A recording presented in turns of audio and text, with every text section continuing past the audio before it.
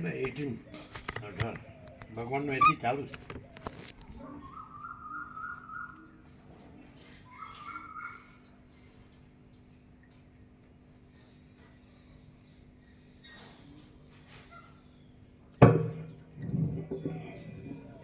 ઓમ ઓમ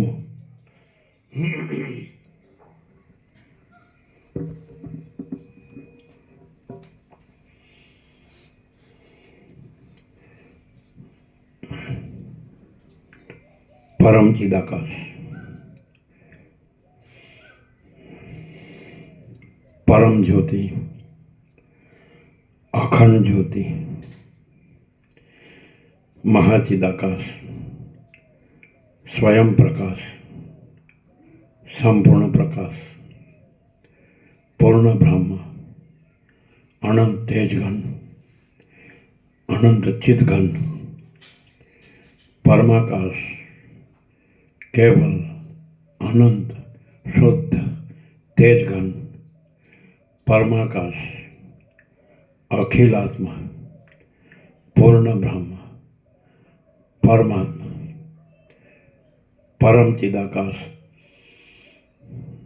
પરમ જ્યોતિ, અખંડ જ્યોતિ, અનંત, પૂર્ણ, પરમ ચિદાકાશ, પરમ શાંતિ, स्वयं सिद्ध, स्वयं प्रकाश, स्वयं पूर्ण, स्वस्वरूप, यही सब कुछ है, इसके सिवा कुछ नहीं है. शून्यभास, अनंत कोटि, महाकल्पों है ही नहीं. महाचिदाकाश, स्वयं प्रकाश, संपूर्ण प्रकाश, महाचिदाकाश ज्योति, अनंत, अखंड, अभेद, महाचिदाकाश ज्योति, महातत्व, महासामान्य, महाचिदाकाश, स्वसंवेद्य, सहज निर्विकल्प, महाचिदाकाश, परम कैवल्य, परम शांति, परम चिदाकाश, अनंत, पूर्ण, निरपेक्ष, सत्य, अनंत, संपूर्ण, अपरिघी, निर्भ्रांत, निरपेक्ष. वशिष्ठ राम, निर्वाण पूर्वार्ध, राउंड 41मो राउंड.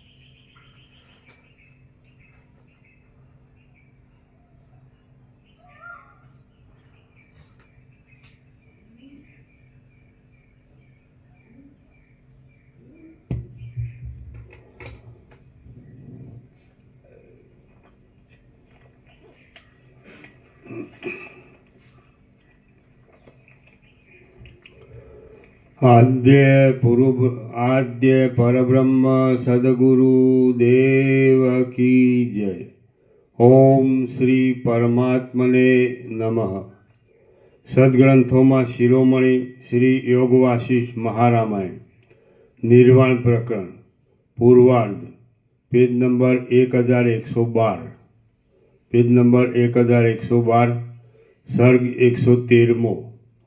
આ 113મા સર્ગમાં મિથ્યા પુરુષ આદિ શબ્દોના અર્થ તથા આખ્યાયિકાનું તાત્પર્ય સ્ફુટ કહી બતાવશે. રામ બોલ્યા, મિથ્યા પુરુષના આખ્યાનનું તાત્પર્ય. રામ બોલ્યા, હે મહાસમર્થ મહારાજ, આપે મિથ્યા પુરુષના પ્રસંગથી જે માયા પુરુષ કહ્યો તે શા અભિપ્રાયથી કહ્યો, અને આકાશનું રક્ષણ કહ્યું તે પણ શા અભિપ્રાયથી કહ્યું તે કહો. વશિષ્ઠ બોલ્યા, હે રામચંદ્રજી, જે મેં તમને હમણાં કથા કહી તે મિથ્યા પુરુષનું વૃત્તાંત બરાબર રીતે હું તમને સ્પષ્ટ કરી બતાવું છું, તમે તે સાંભળો. હે રામચંદ્રજી, જેમ આકાશ કાંઈ પણ નથી પરંતુ તે એકલી ખાલી જગ્યા છે, તેમ માયા પણ કાંઈ નથી પરંતુ તેમાં જે અહંકાર થાય છે તે જ પેલો માયારૂપી યંત્રનો બનાવેલો મિથ્યા પુરુષ સમજવો. હે સુશીલ રામચંદ્રજી, માયારૂપી આકાશની અંદર આ સર્વ જગત રહેલું છે. તે જગત સંસારના આરંભમાં અંત વિનાનું જુઠ્ઠું અને ખાલી કલ્પેલું જાણો. એ માયાકાશની અંદર અધિષ્ઠાન રૂપે દુર્લક્ષ રીતે અને દુઃખ વડે માંડ જાણી શકાય એ રીતે બ્રહ્મ જ રહેલું હોય છે. પછી એ માયારૂપ આકાશમાંથી જેમ આકાશમાંથી પ્રથમ શબ્દ ઉત્પન્ન થાય અને પવનમાંથી જેમ પહેલી ગતિ પ્રકટ થાય તેમ પ્રથમ અહંકાર ઉત્પન્ન થાય છે. એ અહંકાર અનાત્મા છતાં આત્મારૂપે બની જઈ આકાશની અંદર વૃદ્ધિ પામી અનેક જાતની કલ્પનાઓ વડે સારું નરસું આદિ કલ્પી લે છે અને પછી પોતે જ કલ્પી લીધેલ હું એવા પોતાના નામ વડે ઈષ્ટ એટલે ઈચ્છેલી વસ્તુને મેળવવા અને અનિષ્ટ એટલે અપ્રિય વસ્તુ દૂર કરવા તે યત્ન કરે છે. પોતે અનાત્મા છતાં ફક્ત એક આત્માની પોતાની રક્ષા કરવા માટે પ્રવૃત્તિમાન થઈ ધારણ કરેલા દેહનો નાશ થઈ જાય તો પણ પોતે વ્યાકુળ બની જઈ કર્મ વાસના આદિ અનુસાર બીજા અનેક પ્રકારના દેહોને કલ્પી લે છે. એ અહંકાર જ માયા પુરુષ અને મિથ્યા પુરુષ એ બંને નામથી કહેવામાં આવે છે. તે વસ્તુતઃ અસત્ય છતાં વૃથા માત્ર માયા વડે જ ઉત્પન્ન થયેલા છે. કૂપ, કુંડ, ચતુશાલ અને કુંભ આદિ રૂપે કહેવામાં આવેલા અનેક દેહોને તે કલ્પી લઈ તેની રક્ષા કરતા મેં આત્માની રક્ષા કરી છે એમ દેહની મર્યાદામાં રહેલા માયામય આકાશરૂપી આત્મામાં તે ભાવના કરે છે.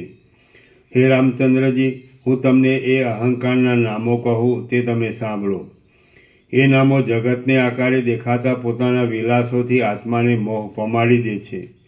જીવ, બુદ્ધિ, મન, ચિત્ત, માયા, પ્રકૃતિ, સંકલ્પ, કલના, કાળ અને કળા ઇત્યાદિ નામો અહંકારના જ પ્રસિદ્ધ છે અને બીજા પણ કલ્પના પ્રમાણે જોડેલા અર્થવાળા અનેક નામો વડે એ અહંકાર હજારો રૂપે પ્રકાશી રહ્યો છે. એ અહંકારે પૂર્ણ બ્રહ્મની અંદર પોતાની મેળે જ અત્યંત લાંબા શૂન્ય આકાશને કલ્પી લઈ તેમાં વાયુ આદિ ક્રમ વડે આ જગત વગર ભીંતે પાયા વિના ગંધર્વનગરની પેઠે કલ્પી લીધેલ છે અને તેની અંદર એ મિથ્યા પુરુષ મિથ્યા સુખ દુઃખોનો અનુભવ કરી રહ્યો છે. જેમ મિથ્યા પુરુષ ઘટ આદિ નામરૂપની ઉપાધિમાં આ મારું છે એવી શંકા વડે આકાશની રક્ષા કરતો હતો અને પછી ઘટ આદિ ઉપાધિ દૂર થતાં તેમાં રહેલા આકાશ આદિનો શોક કરી અજ્ઞાનને લીધે દુઃખી થયો તે રીતે તમે અજ્ઞાન વડે કલેશને પ્રાપ્ત થાઓ નહીં. જે આત્મા આકાશથી પણ વિસ્તારવાળો શુદ્ધ સૂક્ષ્મ શિવરૂપ અને પરમ મંગલ છે તેને કોણ લઈ શકે અથવા કોણ રક્ષા કરી શકે? કોઈ નહીં.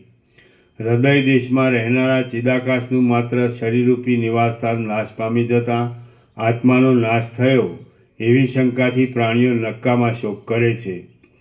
જેમ ઘટ આદિ ઉપાધિઓ નાશ પામી જાય તો પણ તેમાં રહેલું આકાશ આદિ અખંડિત જ રહે છે, તેમ દેહોરૂપી ઉપાધિ નષ્ટ થઈ જાય તો પણ તેમાં રહેલો નિર્લેપ આત્મા સદાકાળ અખંડિત જ રહે છે.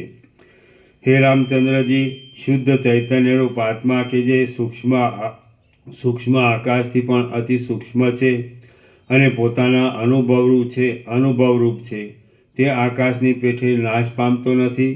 કોઈ કાળે, કોઈ પણ ઠેકાણે કોઈ પણ વસ્તુ ઉત્પન્ન પણ થતી નથી અને નાશ પણ પામતી નથી.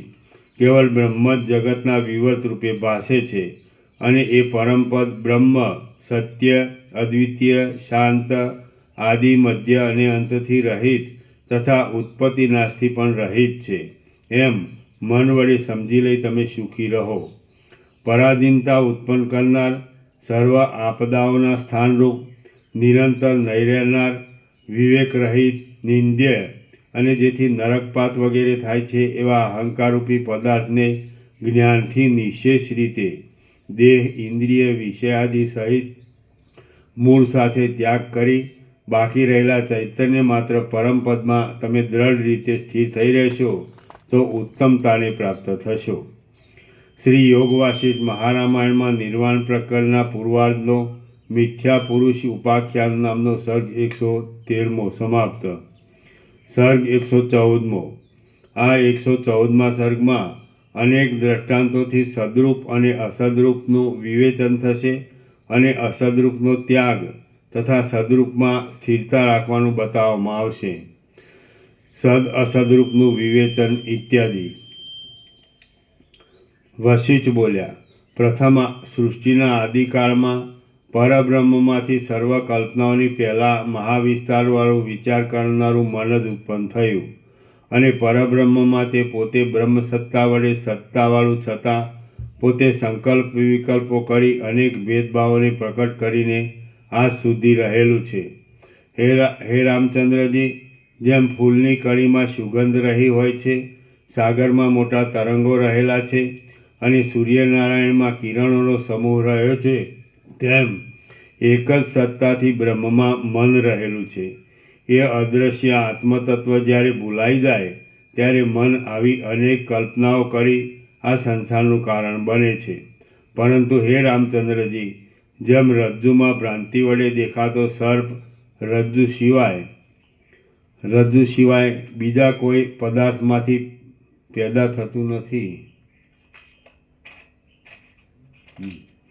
રજ્જુ સિવાય બીજા કોઈ પદાર્થમાંથી પેદા થયું નથી, તેમ મનોમય આ જગત પણ આત્મતત્વ સિવાય બીજા કશામાંથી પેદા થયું નથી. હે રામચંદ્રજી, જે પુરુષ સૂર્યનારાયણના કિરણ સમૂહને સૂર્યથી જુદી સત્તાવાળો સમજે તેને તે કિરણ સમૂહ સૂર્યથી જુદા જેવો ભાસે છે.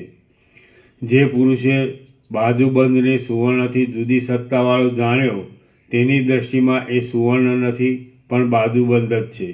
જે પુરુષે સૂર્યના કિરણો સૂર્યની સત્તા વડે સત્તાવાળા હોવાથી સૂર્યથી જુદા ન જાણ્યા તેની દ્રષ્ટિમાં એ કિરણો સૂર્યરૂપ જ છે અને ભેદબુદ્ધિરૂપી વિકલ્પ નહીં હોવાને લીધે તે પુરુષ પોતે ભેદબુદ્ધિને દૂર કરી રહેલો નિર્વિકલ્પ કહેવાય છે.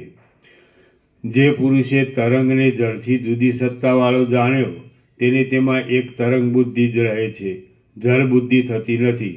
પરંતુ જેણે એ તરંગ જળની સત્તા વડે સત્તાવાળો હોવાથી જળથી એ જુદો નથી એમ જાણ્યું તેને તરંગમાં સામાન્ય જળ બુદ્ધિ જ થાય છે અને તે પુરુષને નિર્વિકલ્પ કહેવામાં આવે છે. જે પુરુષે બાજુબંધ સુવર્ણની સત્તા વડે સત્તાવાળો હોવાથી તે સુવર્ણથી જુદો નથી એવી ભાવના કરી તે સર્વ કેયુર આદિ સોનાના આકારોને એક સોનાના રૂપે જ સમજનાર મહાબુદ્ધિમાન પુરુષ નિર્વિકલ્પ કહેવાય છે.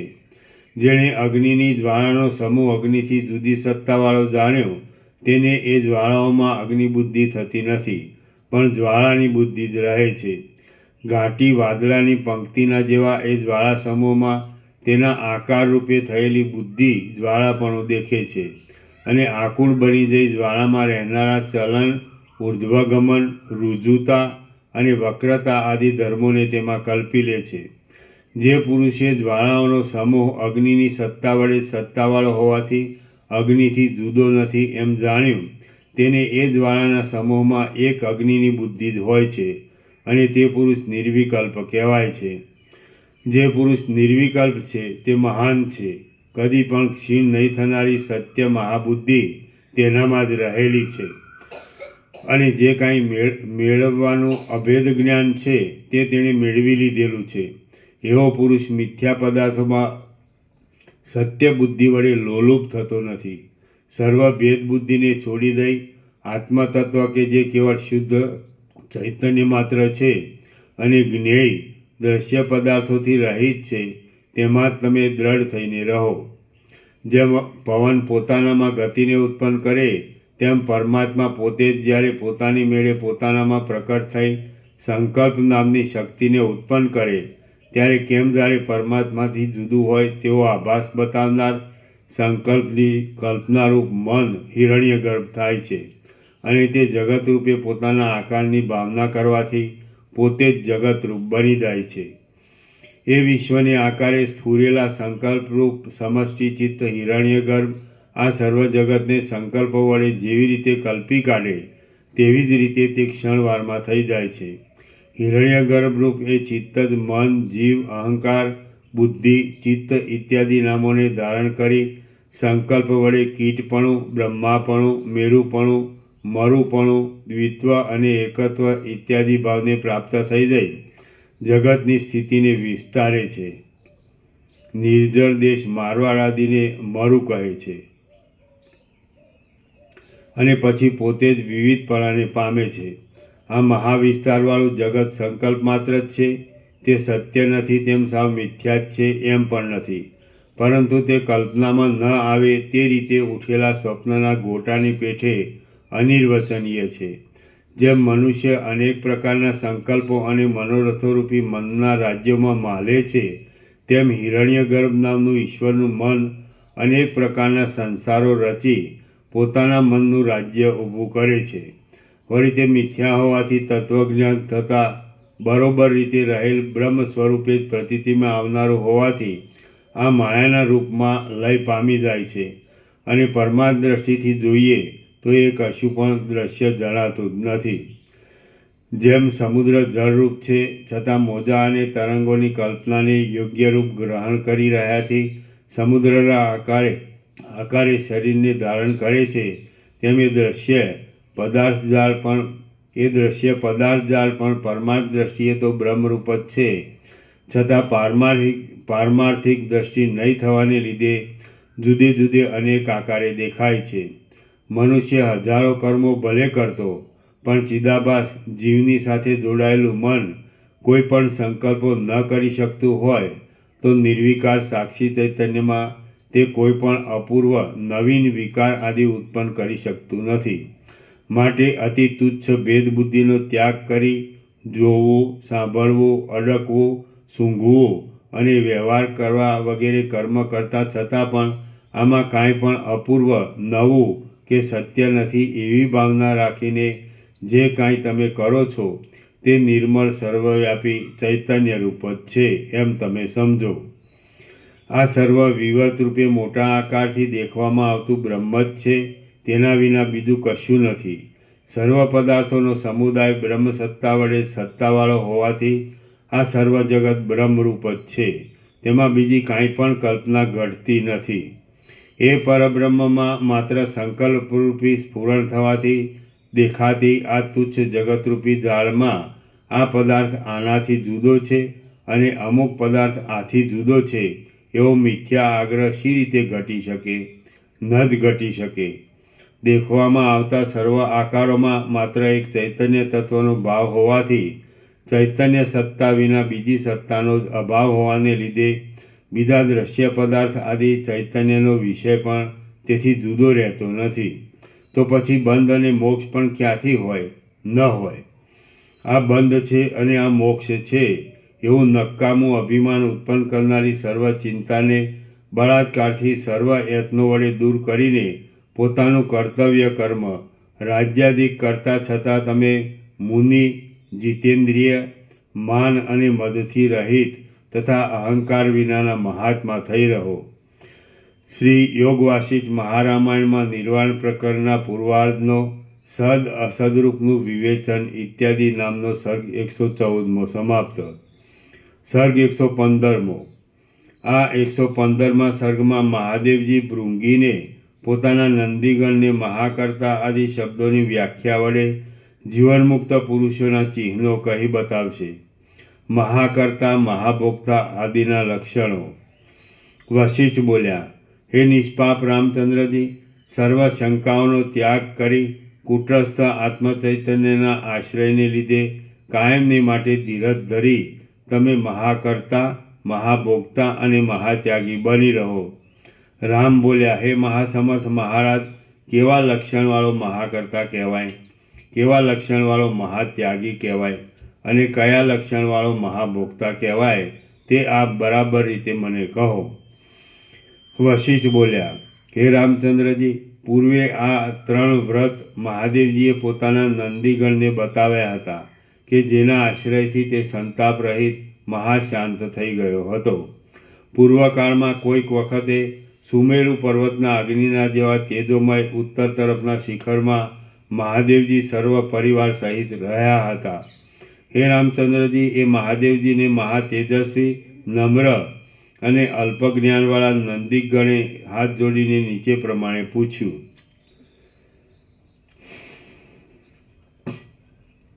નંદીગણ બોલ્યા, ઇન્દ્ર આદિ કે જેઓ દેવતાઓના પણ દેવ છે, તેમના અધિપતિ, હે ભગવાન, હે સર્વજ્ઞ પરમેશ્વર, હું જે આપને પૂછું તે આપ કૃપા કરી તરત મને કહો।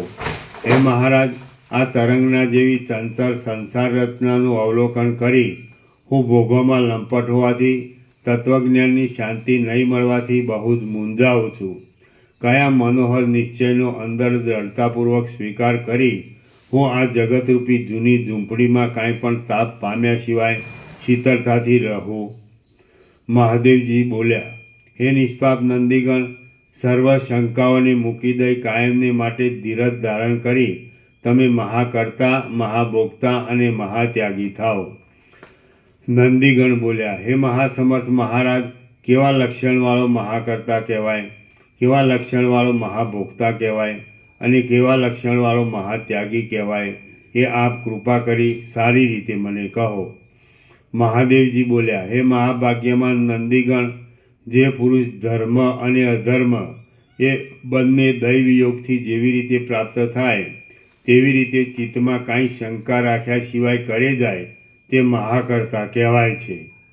રાગદ્વેષ, સુખ દુઃખ, ધર્મ અધર્મ અને સારા નશા ઉત્પન્ન કરનારા કર્મોને જે નિષ્કામ મન વડે આચરે છે તે મહાકર્તા કહેવાય છે।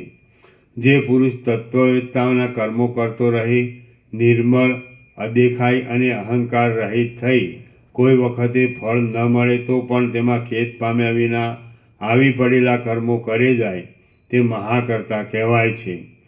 શુભાશુભ કાર્યોમાં દુષ્ટ શંકા વડે કલ્પી કાઢેલા ધર્મ અને અધર્મથી જેની બુદ્ધિને લેપ લાગતો નથી તે મહાકર્તા કહેવાય છે।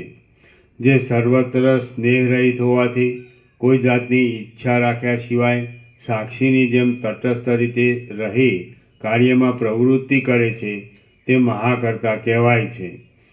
જે પુરુષ સર્વત્ર સમાનતાવાળી સ્વચ્છ બુદ્ધિ વડે ઉદ્વેગ અને આનંદ એ બંનેથી રહિત થઈ જઈ શોક હર્ષના નિમિત્તો પ્રાપ્ત થાય તો પણ શોક કે હર્ષ કરતો નથી તે મહાકર્તા કહેવાય છે। જે પ્રારબ્ધ યોગે આવી પડેલા કાર્યો કરવાના યોગ્ય કાળમાં એ કાર્યસિદ્ધિને અનુકૂળ ક્રિયા કરતો હોય અને કશામાં જેનું મન બંધાયું ન હોય તે મહાબુદ્ધિમાન તત્વજ્ઞ પુરુષ મહાકર્તા કહેવાય છે। જે પુરુષ શાસ્ત્રે કહેલા અને શાસ્ત્રે નહીં કહેલા એ બંને કર્મોનું આચરણ કરી પોતે એ કર્મના કર્તાપણાને પ્રાપ્ત થતો હોય તો પણ અંદર અત્યંત ઉદાસીન હોવાથી આત્મા અકર્તા છે એવા દ્રઢ નિશ્ચય વડે એ બંને જાતના કર્મમાં જે સમાન ભાવને પ્રાપ્ત થાય તે મહાકર્તા કહેવાય છે। જે પુરુષ શુભાશુભ કર્મ કરતો હોય તો પણ સ્વભાવે જ પોતે શાંત હોવાથી પોતાની સ્વાભાવિક સમાનતાને છોડતો નથી તે મહાકર્તા કહેવાય છે। જેનું ચિત્ત જન્મ, સ્થિતિ, નાશ, ઉદય અને અસ્ત એ બધામાં સમાન જ રહે છે તે મહાકર્તા કહેવાય છે।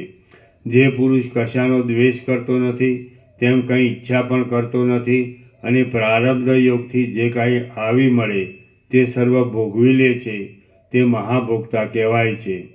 જે પુરુષ ઇન્દ્રિયો વડે વિષયો ગ્રહણ કરતો હોય તો પણ આત્માના અસંગપણાના અને અકર્તાપણાના નિશ્ચયને લીધે અથવા પોતાનું ચિત્ત પૂર્ણ આત્મામાં ચોંટેલું હોય તેને લીધે જે કાંઈ ગ્રહણ કરતો નથી, જે હાથ પગ વગેરે અવયવ વડે કર્મ કરે છે તો પણ અંદર નિષ્ક્રિય આત્માનું જ્ઞાન હોવાને લીધે જે કાંઈ કરતો નથી અને જે અન્નાદિનું ભોજન કરતો હોય તો પણ આત્મા ભૂખ તરસ આદિ ધર્મોથી રહિત અને નિત્ય તૃપ્ત છે એવા નિશ્ચય વડે જે જમતો નથી તે મહાભોગતા કહેવાય છે. જે પુરુષ સર્વ લોક વ્યવહારને બુદ્ધિમાં કાંઈ ખેદ લાવ્યા વિના સાક્ષીની જેમ નિષ્કામપણાથી જોયા કરે છે તે મહાભોગતા કહેવાય છે. અડચણ કરનારા સુખ દુઃખો, જય પરાજય આદિ ક્રિયાયોગો અને લાભ હાનિ વગેરેથી જેની બુદ્ધિમાં ફેરફાર થતો નથી તે મહાભોગતા કહેવાય છે. જે પુરુષ જરા મરણ વિપત્તિ ગરીબાઈ અને રાજ્ય એ સર્વને બ્રહ્મદ્રષ્ટિ વડે બહુ સુંદર ગણે છે તે મહાભોગતા કહેવાય છે. જેમ સાગર અનેક જળના પ્રવાહોને સમાન રીતે ગ્રહણ કરે છે તેમ જે પુરુષ મોટા સુખ દુઃખોને નિર્વિકાર બુદ્ધિ વડે સમાનપણાથી ગ્રહણ કરે છે તે મહાભોગતા કહેવાય છે. જેમ ચંદ્રમાના કિરણો ચંદ્રમાંથી જુદા નથી પડતા તેમ અહિંસા, સર્વત્ર સમાન ભાવ અને સંતોષ ઇત્યાદિ ગુણો જેનાથી જુદા પડતા જ નથી તે મહાભોગતા કહેવાય છે. કડવું, ખાટું, ખારું, તીખું, વીણેલું, નહીં વીણેલું, ઉત્તમ અને અધમ ગમે તેવું અન્ન હોય તો પણ જે સમાનપણાથી તેનું ભક્ષણ કરે તે મહાભોગતા કહેવાય છે. જે સરસ પદાર્થને અને નીરસ પદાર્થને તથા રતિસુખને અને રતિવિઘ્નને સમાન દ્રષ્ટિએ જુએ છે તે પુરુષ શાંત હોવાથી મહાભોગતા કહેવાય છે. ખારા પદાર્થોમાં અને સાકરના બનાવેલા પદાર્થોમાં તેમજ બીજા પણ શુભ અશુભ પદાર્થોમાં જેની બુદ્ધિની સમાનતા સ્થિર રહે છે તે મહાભોગતા કહેવાય છે. આ ભોજ્ય ખાવાલાયક છે અને આ અભોજ્ય ખાવાલાયક નથી એવા વિકલ્પોને છોડી દઈ જે ઉત્કટ ઈચ્છા વિના ભોજન કરે છે તે મહાભોગતા કહેવાય છે. આપત્તિ અને સંપત્તિ, મોહ અને આનંદ, અધમ અન્વસ્ત્ર આદિ અને ઉત્તમ અન્વસ્ત્ર આદિ એ સર્વને જે સમાન બુદ્ધિ વડે ભોગવે છે તે મહાભોગતા કહેવાય છે.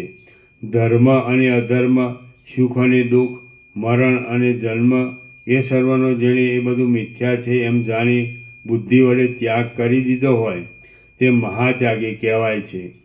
સર્વ ઈચ્છાઓ, સર્વ શંકાઓ, કાયિક, વાચિક અને માનસિક સર્વ ચેષ્ટાઓ તથા સર્વ નિશ્ચયો એ સર્વનો જેણે બુદ્ધિ વડે આત્મા વિના બીજું બધું મિથ્યા ભ્રાંતિ માત્ર સમજી ત્યાગ કર્યો છે તે મહાત્યાગી કહેવાય છે. દેહની, મનની, ઇન્દ્રિયોની, સંકલ્પની તથા સુખ દુઃખોની સત્તાનો મિથ્યાપણાના નિશ્ચયથી જેણે ત્યાગ કર્યો હોય તે મહાત્યાગી કહેવાય છે. હું કે જે ચૈતન્ય માત્ર છું તેને દેહ નથી, જન્મ પણ નથી અને વિહિત કે નિષિદ્ધ કર્મ સાથે પણ કાંઈ સંબંધ નથી એવો જેને ચિત્તની અંદર દ્રઢ નિશ્ચય થઈ ગયો હોય તે મહાત્યાગી કહેવાય છે. ધર્મ અધર્મરૂપ શારીરિક ચેષ્ટા, માનસિક સંકલ્પ આદિ ચેષ્ટા અને વાણી આદિ ઇન્દ્રિયોની ચેષ્ટા એ બધું મિથ્યાપણાની બુદ્ધિથી જેણે ત્યાગ કરેલું છે તે મહાત્યાગી કહેવાય છે.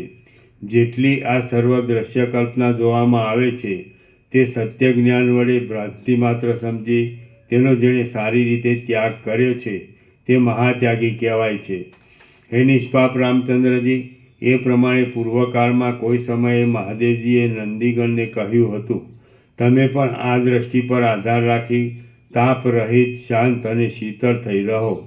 તમે અન્નમય આદિ 5 કોષો અને જાગ્રત આદિ 3 અવસ્થાઓને મિથ્યા સમજી માત્ર નિષ્કલંક સાક્ષી રૂપે રહી અવશેષ રહેલ નિત્ય પ્રકાશરૂપ નિર્મળ અનંત સર્વનું આદિ એક બ્રહ્મ જ સર્વત્ર છે અને તે વિના બીજી કલ્પના કાંઈ પણ થયેલી જ નથી એવી ભાવના રાખો અને એ ભાવના બરાબર પરિપક્વ થયાથી સર્વકલ્પના સંકલ્પરૂપી મેલથી રહિત નિર્મળ શાંત વૃત્તિવાળા થઈ નિર્વાણને પ્રાપ્ત થાઓ. હે પ્રિય રામચંદ્રજી, આ સંસારમાં જે કંઈ ભાસે છે તે બધું સૃષ્ટિના આરંભથી માંડી ઠેઠ પ્રલય સુધી થનારા સર્વ કાર્યોના બીજરૂપ જન્માદિ વિકાર રહિત પરમાત્મારૂપી બ્રહ્મ જ છે. અને તે અનંત બ્રહ્મ અનેક સૃષ્ટિભેદને લીધે વિવિધ પ્રકારના વિકલ્પો વડે બહુ મોટું દેખાય છે,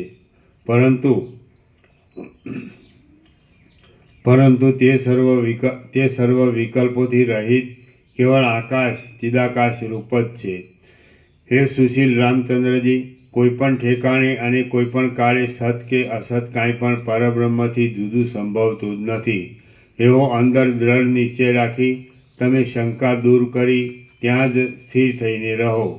જો તમે અંતર્મુખ થઈ બ્રહ્માકાર વૃત્તિ રાખી અહંકાર રહિત જ થઈ જશો તો નિરંતર બહારનું સર્વ કામકાજ કરતા છતાં પણ કોઈ દિવસ તમે ખેદને પ્રાપ્ત થશો નહીં. શ્રી યોગ વાસિષ્ઠ મહારામાયણમાં નિર્વાણ પ્રકરણના પૂર્વાર્ધનો વ્રતત્રય નિરૂપણ નામનો સર્ગ 115મો સમાપ્ત. સર્ગ 116મો. આ 116મા સર્ગમાં ચિત્ત ગળવા માંડે છે તેના અને તે ગળી ગયા પછીના લક્ષણો કહેવામાં આવશે. ગળેલા ચિત્તના લક્ષણો. રામ બોલ્યા, સર્વધર્મોને જાણનારા હે મહાસમર્થ ગુરુ મહારાજ, અહંકાર એવા નામને ધારણ કરનારું ચિત્ત જ્યારે ગળવા માંડે છે કિંવા ગળી જાય છે ત્યારે જેની વાસના દૂર થઈ છે તેવા ચિત્તના કેવા લક્ષણો હોય છે? વશિષ્ઠ બોલ્યા, જ્યારે અહંકારરૂપી ચિત્ત ગળવા માંડે છે અને પાપો જ્ઞાનાગ્નિ વડે બળવા માંડે છે ત્યારે લોભ મોહ આદિ દોષો ભલે બળાત્કારથી ઉત્પન્ન થાય તો પણ જેમ જળ કમળને લેપ કરી શકતું નથી તેમ એ અહંકાર રહિત શુદ્ધ ચિત્તને કાંઈ પણ લેપ કરી શકતા નથી. અને શોભા આપનારી મૈત્રી, કરુણા તથા મુદિતા કોઈ દિવસ ચહેરાને છોડી જતી રહેતી નથી. વાસનારૂપી ગ્રંથિઓ ધીરે ધીરે કપાઈ ગયાની પેઠે સંપૂર્ણપણે તૂટી જાય છે,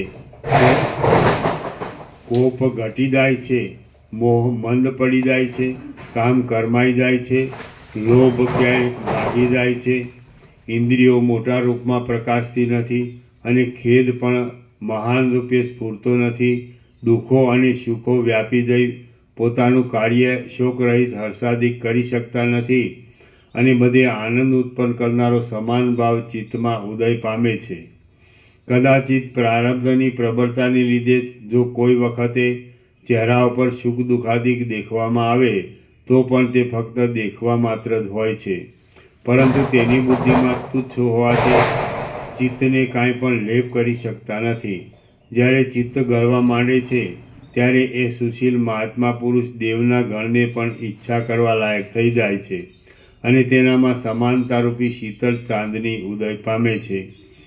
એ રીતે ગળેલા ચિત્તવાળો પુરુષ શાંત, મનોહર, બીજાઓએ સેવવા યોગ્ય, કોઈના ધારેલા કામમાં રોકાણ ન કરનાર, નમ્ર, શોક હર્ષાદિક નહીં થવાને લીધે વૃદ્ધિ પામેલા સ્વચ્છ અને મહત્તાવાળા શરીરને ધારણ કરે છે. આ સંસારરૂપી ભ્રાંતિ વૈભવોથી અને ગરીબાઈથી કપરી છે, વિચિત્રતાવાળી છે અને ઘણી મોટી છે, તો પણ જેનો અહંકાર ગળી ગયેલો છે એવા મહાત્માઓને તે આનંદ કે ખેદ ઉપજાવી શકતી નથી. બુદ્ધિરૂપી પ્રકાશ વડે મેળવી શકાય એવી અને જેનો લાભ થવાથી બીજી સર્વ વિપત્તિઓ નષ્ટ થઈ જાય છે એવી પરમાત્મારૂપી વસ્તુને મેળવવા માટે જે પ્રવૃત્તિ નથી કરતો તે અધમ પુરુષને ધિક્કાર છે. હે પ્રિય રામચંદ્રજી, દુઃખરૂપી રત્નોની ખાણરૂપ આ સંસાર સાગરને તરી જવાને ઈચ્છનારા પુરુષને ઘણા કાળ સુધી ઉત્તમ પરમપદમાં શાંતિ મેળવવા માટે હું કોણ છું, આ જગત શું છે અને શી રીતે ઉત્પન્ન થયું છે, ખરું તત્વ શું છે અને હલકા ભોગોથી શું થવાનું છે, એવી વિવેક વૈરાગ્યવાળી બુદ્ધિ જ મુખ્ય ઉપાય છે. શ્રી યોગ વાસિષ્ઠ મહારામાયણમાં નિર્વાણ પ્રકરણના પૂર્વાર્ધનો ગલિત ચિત્ત લક્ષણ નામનો સર્ગ 116મો સમાપ્ત. સર્ગ 117મો. આ 117મા સર્ગમાં હું કોણ છું અને આ જગત ક્યાંથી થયું એ વિચારમાં દ્રષ્ટાંત તરીકે ઈક્ષ્વાકુ રાજા અને મનુએ કહેલા વિવેકનું નિરૂપણ થશે. ઈક્ષ્વાકુ અને મનુનો સંવાદ. હું કોણ અને જગત કેમ થયું? વશિષ્ઠ બોલ્યા, હે ઈક્ષ્વાકુ વંશમાં થયેલા મહારાજા રામચંદ્રજી, તમારા આદિપુરુષ રાજા ઈક્ષ્વાકુ જે રીતે મુક્ત થયા તે તમે સાંભળો. આવી હો 2 મિનિટ. હા.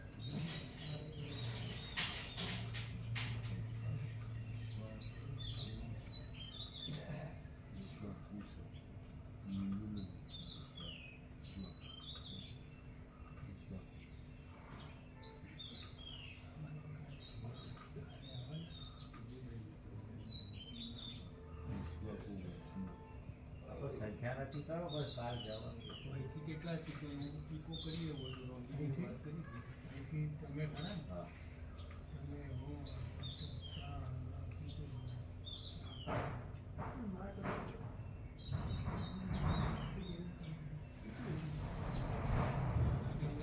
તમે નહીં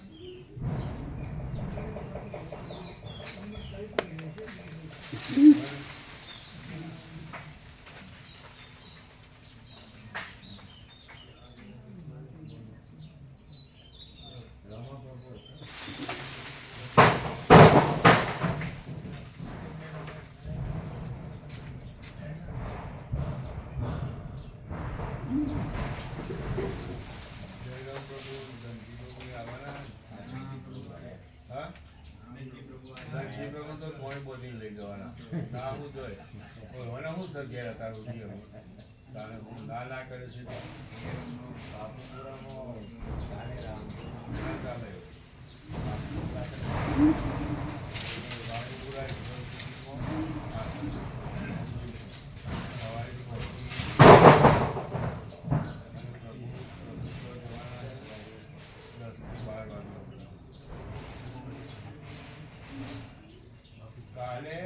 કાલે માણસા જોડે બાપુપુરા ગોમ છે, તેઓ ઈશ્વર કુટીર છે.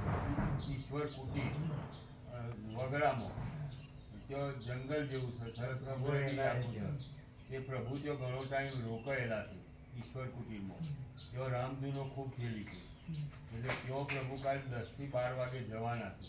કાલે અને અહીંથી ભાવિકો બધા ગાડીમાં જવાના છે 10 વાગે. સવારે 9 વાગે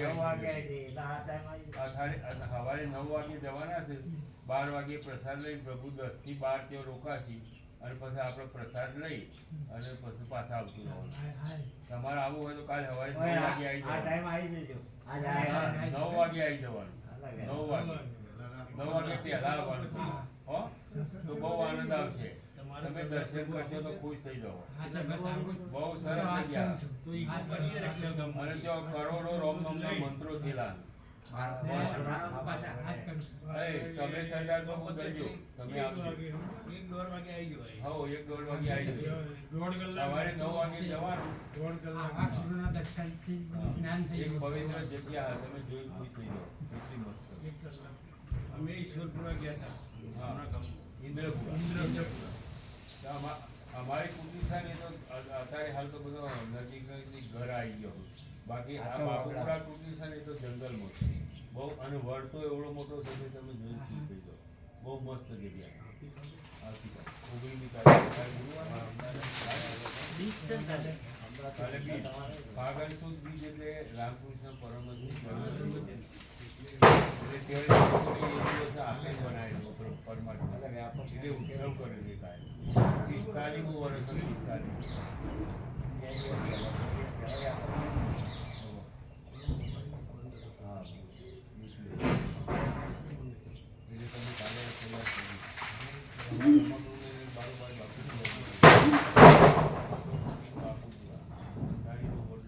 પ્રભુ આભાર. આપણે જવાનું ક્યાં છે પ્રભુ? આપણા જે તો અહીંથી ભેગા એ ગામથી ગાંધીનગરથી સીધા માણસા માણસાની 3 કિલોમીટર. જીવીમાં સીધા નીકળી જવાય. જીવી આપણો બસ હાથ નહીં જાય. સીધા બેઠા પોતાની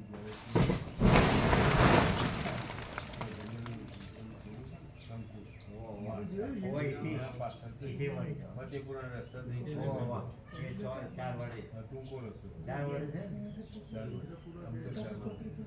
બાપુપુરા મસ્ત જગ્યા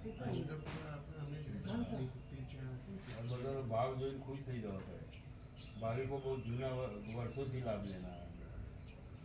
ના જોઈતા પ્રભુ એક હતા ને હા, છે ને? જોઈતા પ્રભુ બીમાર આવશે. છે. ન બીમાર છે. એ મારો એ અવતાર હા એ બે ધારી ખબર નહીં એને અમને વર્તમાનની અસર. અત્યારે હાલ કેવું છે બહુ ખબર નહીં. પ્રભુ એક વખત જાતા હિન્દુ દર્શન. હા એ ગાંધીનગર ગયા ને પ્રભુ. અહીં જોઈતા પ્રભુ તે આવતા નહીં ખરા. ગાંધીનગર અહીં પણ તમે આવી બે તો ખરા તમે આવો ને જોઈએ હવે શું થાય. ના નથી કેવું પડે. જોઈએ તો કદાચ એવું. નહીં. આવા ટાઈમ તો 2 કલાક કાઢી લો. કાલે ગીત છે ને, 10 બીજી પ્રોગ્રામ રાખું છું 50 ન તો આવું દર્શન દુર્લભ છે જીવનનું. છતાં પ્રયત્ન કરીશ ને લોહી દઈશું. પાછું આ ઘઉં એક થાય તો જગ્યા થઈ જાય કોઈ. અને પાછું ઘઉં પડ્યા છે વાઢેલા ખેતરમાં. આ ઘઉં એ તો ચિંતા નહીં કરો તો એમ એ તો વડે જેમ કરું એમ કરશું. એનું તો આપણા હાથની વાત જ નહીં ને. છોટે પર ગુના ના એની ચિંતા શું કરવી આપણે? છોટે પર ગુના ના કોઈની વાત નહીં. કોઈ ના. અને દરજીપાન તો 100% લઈ જવાનું. કોઈ તો થોડી બોધી લઈ જવાનું. ઘેર હું કરું મારે ઘેર આપવું બે પડે. વાગે તો આવી જઈએ. કેટલા એમ બાર ગોપાલ ખોદર કરું. એક જ બાર ગોપાલ એ છે. શું કરે છે? એ હાઈસ્કૂલમાં છે તાણ પછી. અને એ બાર ગોપાલની બેબીનું મેરેજ છે એટલે એ પ્રભુ મોત કાંઈ તો નહીં ને કાંઈ તો નહીં.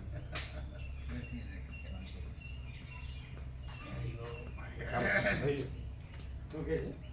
એ તો કાલે જવા બાપુપુરા એની વાત છે. બાપુપુરા કાલે જવા દરજી પ્રભુ બોનો કાઢ્યો કીધી વન થોડી બોધી લઈ લો.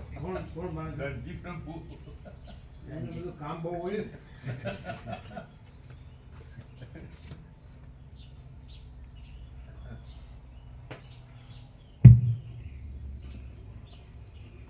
ઉપર જતા પેલા જેટલું પતાવાય એટલું પતાવી દઈએ ને, જેટલું થાય એટલું.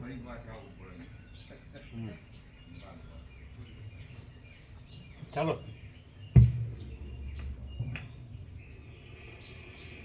સર્ગ 117મો ઈશ્વાંકુ અને મનુનો સંવાદ. હું કોણ અને જગત કેમ થયું? વશિષ્ઠ બોલ્યા, હે ઈશ્વાકુ વશમાં થયેલા મહારાજા રામચંદ્રજી, તમારા આદિપુરુષ રાજા ઈશ્વાકુ જે રીતે મુક્ત થયા તે તમે સાંભળો. ઈશ્વાકુ નામના રાજાએ પોતાના રાજ્યનું પાલન કરતા એક દિવસ એકાંત સ્થાનમાં બેસી પોતાના મનથી વિચાર કર્યો કે આ દ્રશ્ય પ્રપંચ જગત કે જેની અંદર જરા મરણ અને સુખ દુઃખરૂપી અનેક ભ્રાંતિઓ રહેલી છે તે જગત શા માટે થયું હશે અને તેનું કારણ કોણ હશે? એ રીતે પોતાની મેળે વિચાર કર્યો, છતાં પણ જ્યારે જગતનું કારણ બરાબર રીતે ન જાણી શક્યા ત્યાર પછી કોઈ એક દિવસે બ્રહ્મલોકથી પધારેલા ઈશ્વાકુ રાજાએ પૂજા કરેલા અને પોતાની સભામાં બેઠેલા પ્રજાપતિ ભગવાન મનુને તેણે નીચે પ્રમાણે પૂછ્યું. ઈશ્વાકુ રાજા બોલ્યા, હે કરુણાના સમુદ્રરૂપ મહાસમર્થ મહારાજ, આપ કૃપા કરી અહીં પધાર્યા છો, તેથી હું નિર્ભય થઈને આપને પૂછવા ઉતાવળો થયો છું કે આ સૃષ્ટિ ક્યાંથી ઉત્પન્ન થઈ અને તેનું સ્વરૂપ કેવું છે? આ જગત સંખ્યા વડે અને પરિમાણ વડે કેટલું મોટું છે, કોનું છે તથા કોણે રચેલું છે? એ સંબંધમાં ઉપનિષદ વગેરે શું કહે છે? અને જેમ પાથરી રાખેલી સખત જાળમાંથી પક્ષી છૂટી જાય તેમ આ વિષમ સંસારરૂપી ભ્રાંતિથી હું શી રીતે મુક્ત થાઉં? મનુ બોલ્યા, અહો, આજે ઘણે કાળે વિવેકનો ચિત્તમાં વિકાસ થવાથી અનેક પ્રકારના મિથ્યા અનર્થોને કાપી નાખનારો સર્વના સારરૂપ આ પ્રશ્ન તમે કરેલો છે. હે રાજા ઈક્ષ્વાકુ, જેમ ગંધર્વનગર અને ઝાંઝવાનું જળ દેખાતા છતાં મિથ્યા જ છે, તેમ આ જે કાંઈ આ દ્રશ્યરૂપે દેખાય છે તે કશું પણ ખરું જોતા છે જ નહીં.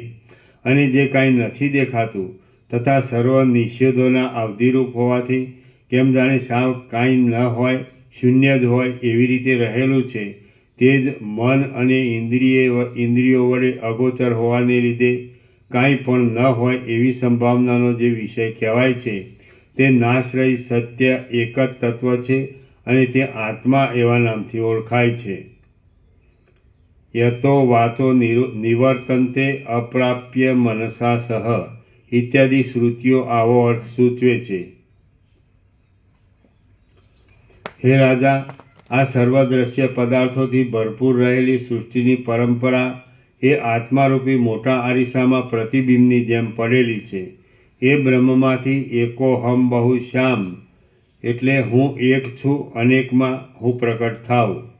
એકોહમ બહુ શ્યામ ઇત્યાદિ શ્રુતિ પ્રમાણે પોતાનામાં રહેલી પ્રકટ થવાની સ્ફુરણ શક્તિને લીધે સ્વભાવ વડે જ ઉત્પન્ન થયેલા પ્રકાશરૂપ ચિદાભાસોમાંથી સ્થૂળ સમષ્ટિના અભિમાનને લીધે કેટલાક બ્રહ્માંડપણાને પ્રાપ્ત થાય છે, કેટલાક પૃથ્વી આદિ પંચમહાભૂતપણાના અભિમાનને લીધે પંચમહાભૂતપણાને પામે છે,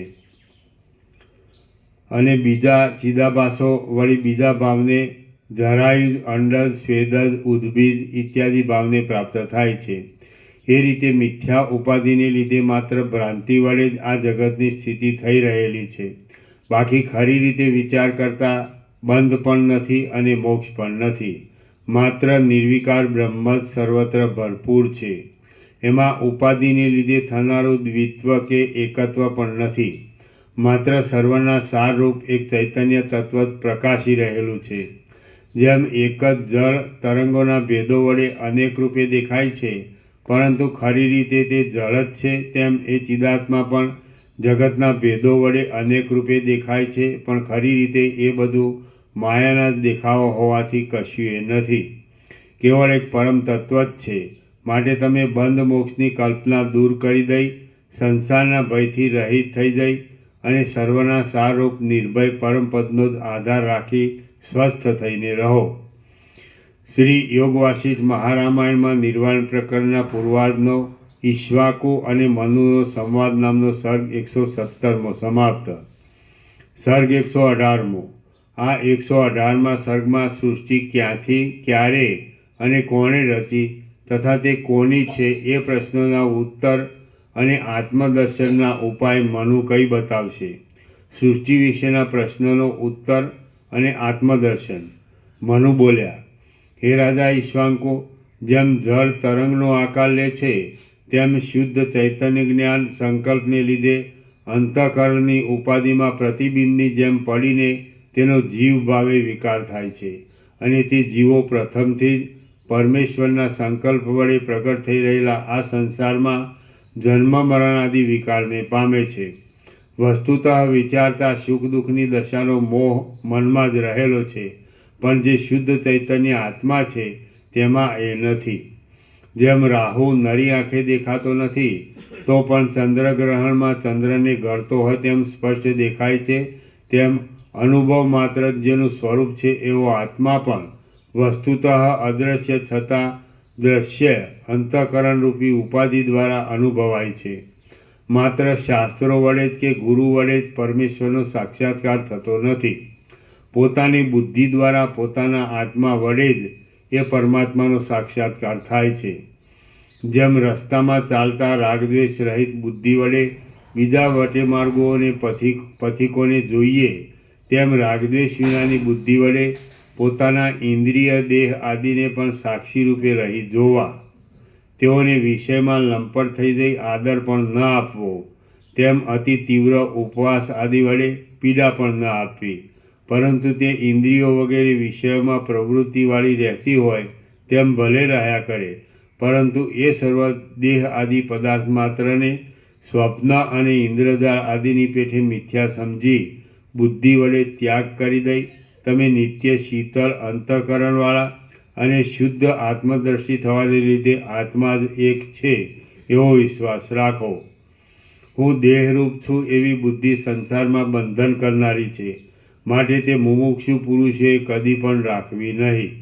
મન અને વાણીનો વિષય ત્યાં સુધી જતો નહીં હોવાથી આછી નજરે જોતા તે કાંઈ પણ નથી એમ જે લાગે છે તે શુદ્ધ ચિદાત્મા રૂપ જ હું છું અને આકાશથી પણ સૂક્ષ્મ છું એવી બુદ્ધિ હંમેશા રહ્યા કરવી તે સંસારમાં બંધન આપનારી નથી પણ મોક્ષ આપનારી છે. જેમ નિર્મળ જળની અંદર અને બહાર તેના કારણરૂપ તેજ રહેલું છે, તેમ સર્વ વસ્તુમાં સર્વત્ર આત્મા સર્વનું કારણ હોવાથી રહેલો છે.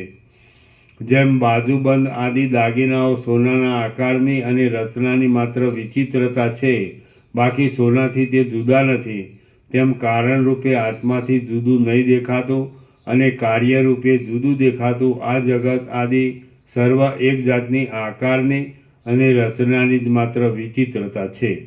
હે રાજા ઈક્ષ્વાકુ, પ્રાણીઓરૂપી તરંગોવાળી જગતના સમૂહરૂપી અનેક નદીઓ વિનાશરૂપી વડવાગ્નિવાળા મહાભયંકર કાળરૂપી મહાસમુદ્રમાં છેવટે જઈ મળે છે. તો પણ જે આજ દિવસ સુધી અધૂરો અને અધૂરો જ રહ્યો છે તેવા કાળરૂપી સમુદ્રનું પણ જે પાન કરી જાય છે એવા આત્મારૂપી મોટા અગત્ય મુનિની તમે સદાકાળ ભાવના રાખો. આ દેહાદી દ્રશ્ય સમુદાય કે જે અનાત્મા છે તેમાં આત્મબુદ્ધિનો ત્યાગ કરી છુપી રીતે જેમાં વાસનાને દૂર કરવામાં આવી છે તેવી સ્થિતિ મેળવી જેમ તમને સુખ આવે તેમ તમે રહો.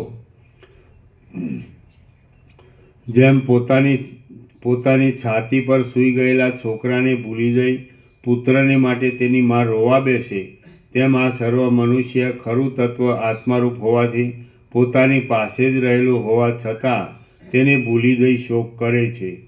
જ્યારે શરીર નાશ પામે છે ત્યારે આત્મા કે જે અજરમર છે તેને નહીં ઓળખી હું અનાથ છું, હું મરું છું, મારો નાશ થયો એમ મનુષ્ય અજ્ઞાનને લીધે જ હાય હોય કરે છે. જેમ જળ પવન વડે તરંગો ઉછળવાથી નાના પ્રકારના તરંગ આદિ આકારે દેખાય છે, તેમ ચૈતન્યરૂપ બ્રહ્મ પણ સંકલ્પને લીધે જ જગતરૂપે અનેક આકારે દેખાય છે.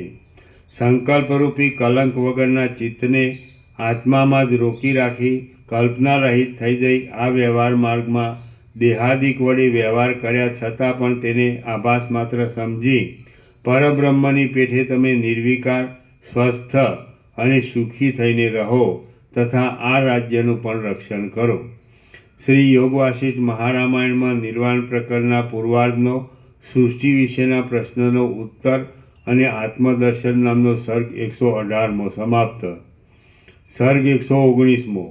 આ 119મા સર્ગમાં પુરુષને બંધ અને મોક્ષ થવામાં સ્વતંત્રપણું તથા વિદ્યાશક્તિ અને અવિદ્યાશક્તિ વડે સત્યાસત્ય આત્માના નિશ્ચયને મોક્ષનું અને બંધનું કારણ કહેવાશે. બંધ મોક્ષમાં પુરુષ સ્વતંત્ર છે. મનુ બોલ્યા, સર્વવ્યાપી એ પરમાત્મા અજ્ઞાની પુરુષની દ્રષ્ટિમાં બાળકની પેઠે અવિદ્યાશક્તિ વડે આ સૃષ્ટિરૂપી ચેષ્ટાઓ વડે ક્રીડા કરે છે અને જ્ઞાનવાનની દ્રષ્ટિમાં સંહારના રૂપમાં વિદ્યાશક્તિ વડે સર્વ સૃષ્ટિનો મૂળ સુદ્ધા લય કરી દઈ કેવળ કૂટસ્થ અદ્વિતીય પોતાના આત્મામાં જ સર્વદા રહે છે. એ આત્મામાં એવી શક્તિ પણ પોતાની મેળે જ ઉદય પામે છે કે જેથી તે જીવભાવને પ્રાપ્ત થઈ બંધાઈ જાય છે, અને એવી શક્તિ પણ તેમાં પોતાની મેળે જ ઉદય પામે છે કે જેથી તે બ્રહ્મરૂપ થઈ જઈ મુક્ત થઈ જાય છે. આમાં પહેલી અવિદ્યાશક્તિ અજ્ઞાન અને બીજી વિદ્યાશક્તિ જ્ઞાન એમ સમજવું. જેમ ચંદ્ર, સૂર્ય, અગ્નિ, તપાવેલ લોઢું અને રત્ન એ વગેરેમાં નોખા પ્રકારની કાંતિઓ તેથી જુદી નહીં છતાં જુદી જુદી કલ્પવામાં આવે છે. વૃક્ષથી પત્ર પુષ્પ આદિ જુદા નહીં છતાં જુદા કલ્પી લેવાય છે, અને જળનાથી તેના છાંટા જુદા નહીં હોવા છતાં જુદા કલ્પાય છે. તેમ આ જગતની અને બુદ્ધિ આદિની વિચિત્રતાથી એ સર્વ ખૂબ જ ફેલાયેલા અને અનંત પરબ્રહ્મથી જુદું નહીં છતાં કેવળ જુદું કલ્પી લીધેલ છે. અને તે જગતને બ્રહ્મરૂપે નહીં જાણનારા અજ્ઞાની પુરુષને દુઃખ આપનાર થાય છે તથા તે બ્રહ્મરૂપ છતાં કેમ જાણે બ્રહ્મરૂપ ન હોય તેવું થઈ રહ્યું છે. હે પ્રિય પુત્ર ઈક્ષ્વાકુ, અહો, જગતને મોહમાં નાખનારી આ માયા કોઈ વિચિત્ર તરહની છે કે પોતાનું સ્વરૂપ અંદરના અને બહારના સર્વ સ્થાનોમાં ભરપૂર હોવા છતાં આત્મા પણ તેને દેખતો નથી. આ સર્વ જગત ચિદાત્મારૂપી અરીસામાં પ્રતિબિંબવાળું થઈ અરીસામાં પ્રતિબિંબ રૂપે દેખાતા નગર આદિકની પેટે આભાસ માત્ર જ દેખાય છે. એવી ભાવના રાખી જે પુરુષ ઈચ્છા વગરનો આપ્તકામ થઈ રહે તે બ્રહ્મરૂપી અભેદ્ય કવચને ધારણ કરનારો વિવેકી પુરુષ જ સુખી છે. અહંકાર રહિત દ્રશ્ય માત્રના અભાવરૂપ એક ચેતન સત્તા વડે આ સર્વ શૂન્ય આધાર વિનાનું અને ચૈતન્ય રૂપ છે એવી સદાકાળ ભાવના રાખવી. આ સારું છે અને આ નઠારું છે એ જ તમને દુઃખ દેવામાં બીજરૂપ છે. એ બીજ જો સમાન દ્રષ્ટિરૂપી અગ્નિ વડે બળી ગયું હોય તો પછી દુઃખનો અવસર જ ક્યાંથી હોય? ન જ હોય. હે રાજા, સમદ્રષ્ટિ દ્રઢ બનાવી પ્રબળ પુરુષાર્થથી સંકલ્પ માત્ર છોડી દો અને તે અભાવનારૂપ શસ્ત્રથી તમે સારા નરસા પદાર્થમાં પ્રિય અપ્રિયપણાની વિષમ કલ્પનાને તરત છેદી નાખો. હે ઈક્ષ્વાકુ રાજા, સમાધિરૂપી નિર્વિકલ્પ દશા વડે બાહ્યાર્થની ભાવના અને શુભાશુભ કર્મરૂપી અરણ્ય છેદી નાખી આત્મજ્ઞાનને લીધે આકાશથી પણ અતિ સૂક્ષ્મ ભાવને પ્રાપ્ત થઈ તમે શોક રહિત થઈને રહો. તમે પ્રથમ વિવેકનો વિકાસ થતાં સમાધિ બળથી સર્વ બહારની કલ્પનાઓને ટાળી નાખી એક પૂર્ણ પરમાત્મા વડે પરિપૂર્ણ રીતે ભરપૂર થઈ રહેલા આ સર્વ જગતને જુઓ અને પછી પરમ આનંદરૂપ બ્રહ્મ સુખનો અનુભવ કરી અખંડ એકતાને પ્રાપ્ત થઈ સંસારરૂપી મહાવ્યાધિને નિવૃત્ત કરી શાંતિ વડે સમાનતાવાળા ચાંદનીના જેવા નિર્મળ વાસના અને અજ્ઞાનનો અત્યંત ક્ષય થઈ જવાને લીધે સ્વચ્છતાવાળા શાંત અને સુંદર આકારને ધારણ કરી નિર્ભય ચૈતન્યરૂપ થઈ જાઓ. શ્રી યોગવાસિષ્ઠ મહારામાયણમાં નિર્વાણ પ્રકરણના પૂર્વાર્ધનો ઈક્ષ્વાકુ અને મનુનો સંવાદ નામનો સર્ગ 119મો સમાપ્ત. સર્ગ 120મો. આ 120મા સર્ગમાં યોગની 7 ભૂમિકાઓ કહેવાશે. તેમાં પ્રથમની 3 મુમુક્ષુની, છેવટની 3 મુક્તની અને બાકી વચમાની મુક્ત થવાને તૈયાર થયેલાની બતાવી છે. યોગની 7 ભૂમિકાઓ. મનુ બોલ્યા, પહેલાં શાસ્ત્રો અને સત્પુરુષોના સમાગમથી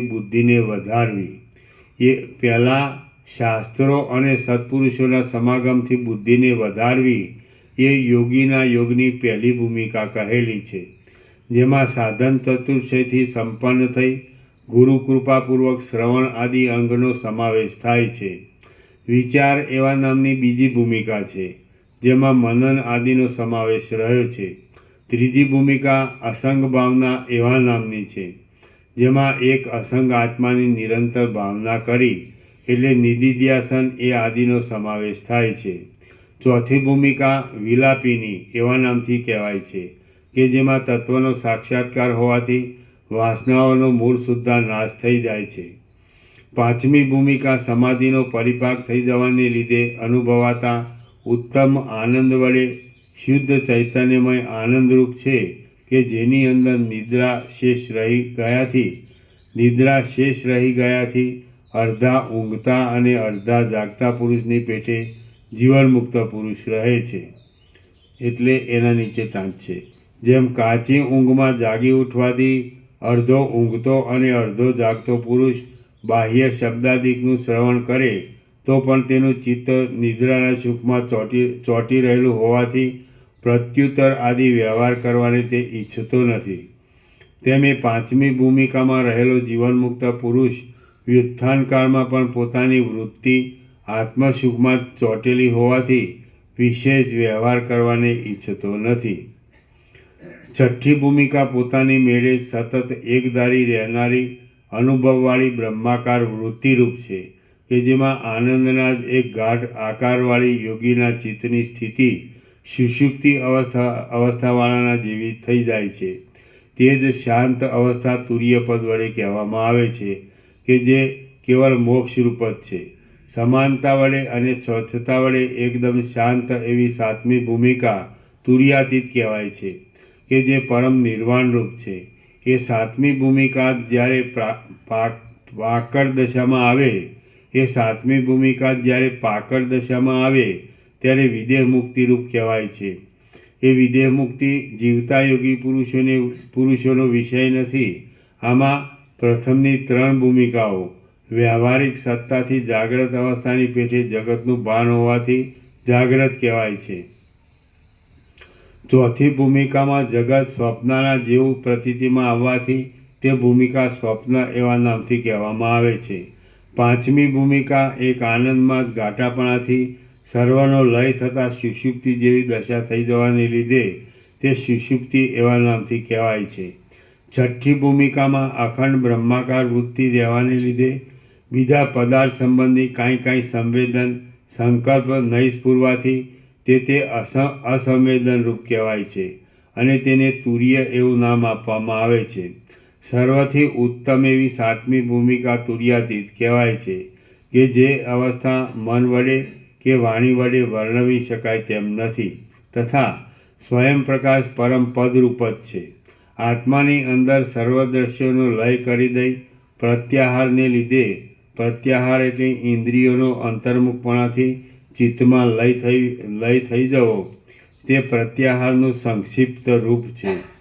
એ વિશે વિશેષ જાણવા માટે પાતંજલ સૂત્રના દ્વિતીય પાદના 54મા સૂત્રમાં જોવું. આત્માની અંદર સર્વ દ્રશ્યોનો લય કરી દઈ પ્રત્યાહારને લીધે દ્રશ્યોનો કંઈ પણ સંકલ્પ સ્ફુરવા દેવામાં ન આવે તો તે અત્યંત સમાનતા વડે તમે નિસંદેહ મુક્ત જ છો. જેની પૂર્ણ બુદ્ધિ ભોગ વડે ઉત્પન્ન થતા સુખ દુઃખોના અંશો વડે લેપાતી નથી તથા હું મરતો પણ નથી અને જીવતો પણ નથી એ બંને દેહ ધર્મ હોવાથી મારામાં નથી તેમ હું કાર્યરૂપ કે કારણરૂપ પણ નથી એવી જેની દ્રઢ બુદ્ધિ હોય તે આત્મનિષ્ઠ પુરુષ સશરીર શરીરવાળો હોય કિંવા શરીર વિનાનો હોય પણ મુક્ત જ કહેલો છે. જે વ્યવહાર કરતો હોય અથવા શાંત થઈ બેઠો હોય ગૃહસ્થ હોય અથવા એકલો ફરનારો યોગી હોય પણ હું કાંઈ નથી માત્ર એક ચિદાત્મા રૂપ જ છું એમ માનવાથી જીવને શોક કરવો પડતો નથી.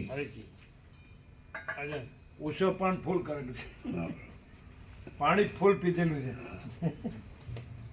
ઉસો પણ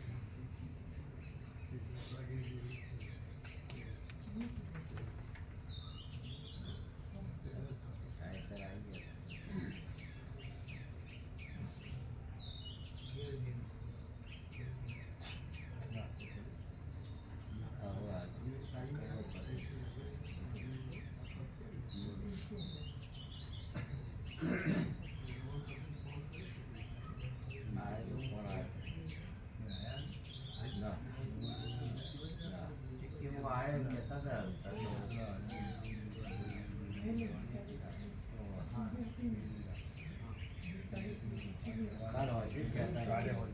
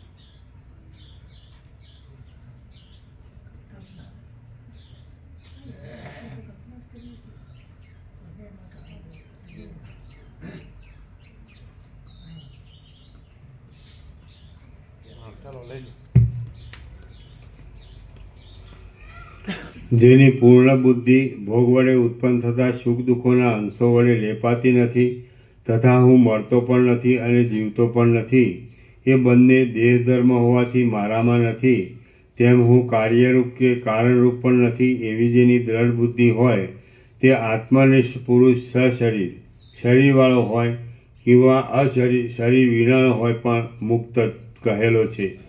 તે વ્યવહાર કરતો હોય અથવા શાંત થઈ બેઠો હોય, ગૃહસ્થ હોય અથવા એકલો ફરનારો યોગી હોય, પણ હું કાંઈ નથી, માત્ર એક ચિદાત્મા રૂપ જ છું એમ માનવાથી જીવને શોક કરવો પડતો નથી. હું નિર્લેપ છું, અજર છું, વાસના વગરનો છું, નિર્મળ છું, આસક્તિ રહિત છું અને ચિદાકાશ રૂપ છું એમ માનવાથી જીવને પછીથી શોક કરવો પડતો નથી. હું અંત આદિ વિકારથી રહિત છું, શુદ્ધ બુદ્ધ પવિત્ર જ્ઞાની અજરામર અને શાંત છું. મારો આભાસ સર્વત્ર સમાનપણે રહેલો છે એમ માનવાથી જીવ શોકને પાત્ર થતો નથી. તણખલામાં, આકાશમાં, સૂર્યનારાયણમાં, હાથીઓમાં અને દેવતાઓમાં જે કંઈ સત્યરૂપે રહેલું છે તે જ આત્મતત્વ છે અને હું પણ તે જ છું એમ માનવાથી જીવને ફરીવાર શોક કરવો પડતો નથી. હું કે જે ચૈતન્યરૂપ છું તેનો મહિમા નીચે ઊંચે અને ચોતરફ ફેલાયેલો છે. એ પ્રમાણે અનંત વિલાસવાળા એ પરમાત્માના મહિમાને જાણી લઈ કોણ મરણ આદિ દુઃખોને ભોગવે? કોઈ ન ભોગવે. કોઈ જાતની વાસના બાંધી જે પદાર્થનું સેવન કરવામાં આવે તે અભિષ્ટ હોવાથી સુખ ઉત્પન્ન કરે છે, પરંતુ જે વસ્તુ સુખકારક હોય તે જ પાછી નષ્ટ થતાં દુઃખ ઉત્પન્ન કરે છે, કેમ કે સુખ અને દુઃખ એ બંનેનો સાથે રહેવાનો નિયમ છે. જે પદાર્થ વાસના રાખ્યા વિના અથવા થોડી સાધન દશામાં જરૂર રાખવી પડે તેટલી વાસના રાખી સેવવામાં આવે તો તે કાંઈ સુખ પણ ઉત્પન્ન કરતો નથી અને નાશના સમયમાં તેનો નાશ પણ થઈ ગયાથી દુઃખ પણ આપતો નથી. હે નિષ્પાપ રામચંદ્રજી, ક્ષીણ વાસનાવાળી બુદ્ધિ વડે જે કર્મ કરવામાં આવે તે શેકાવાથી બળી ગયેલા બીજની પેઠે ફરીવાર અંકુરને પેદા કરતા નથી. હે પ્રિય રામચંદ્રજી, દેહ ઇન્દ્રિય આદિ ક્રિયા કરવાના સાધનો વડે કર્મ કરાય છે અને તે દેહ ઇન્દ્રિય આદિ ભિન્ન ભિન્ન હોવાથી તેનો એક જ કર્તા અને એક જ ભોગતા શી રીતે ઘટી શકે? ન ઘટી શકે. સર્વ પદાર્થોમાંથી હું અને મારું ઇત્યાદિ વાસનાને છોડી દઈ અજ્ઞાનરૂપી નિદ્રામાંથી જાગ્રત થયેલ પૂર્ણતાવાળો પુરુષ ચંદ્રમાના જેવો શીતળ અને કાંતિ વડે સૂર્યના જેવો પ્રકાશમય ભાસે છે. દેહરૂપી શાલ્મલી વૃક્ષની સંચિત અને ક્રિયમાણ કર્મરૂપી કપાસની સંપત્તિ જ્ઞાનરૂપી પવનનો ઝપાટો લાગતા ઉડીને ક્યાંક જતી રહે છે. મનુષ્યની સર્વ કળા અનઅભ્યાસ વડે માવરો ન રાખવામાં આવે તો નાશ પામી જાય છે, પરંતુ આ જ્ઞાનરૂપી કળા તો એક વખત જો અંદર પ્રગટ થઈ તો પછી સારા ખેતરમાં વાવેલી શાલની ડાંગરની પેઠે તે દિવસે દિવસે બળાત્કારથી વધવા માંડે છે. જેમ તળાવોમાં અને સમુદ્રમાં એક જળ જ સર્વત્ર રહેલું છે, તેમ સર્વ વસ્તુઓમાં એક આત્મા જ સર્વરૂપે રહેલો છે. હે પ્રિય રામચંદ્રજી, આ સર્વ જગત સંકલ્પના તથા વિચિત્રતાના અનેક સમુદાયો વિનાનું એકમાત્ર સત્તારૂપ જ છે એમ તમે સમજો. શ્રી યોગ વાસિષ્ઠ મહારામાયણમાં નિર્વાણ પ્રકરણના પૂર્વાર્ધનો સપ્ત ભૂમિકા વિભાગ નામનો સર્ગ 120મો સમાપ્ત. ઓમ ઓમ ઓમ. આના નંબર 1124. પ્રસાદ આપી દે.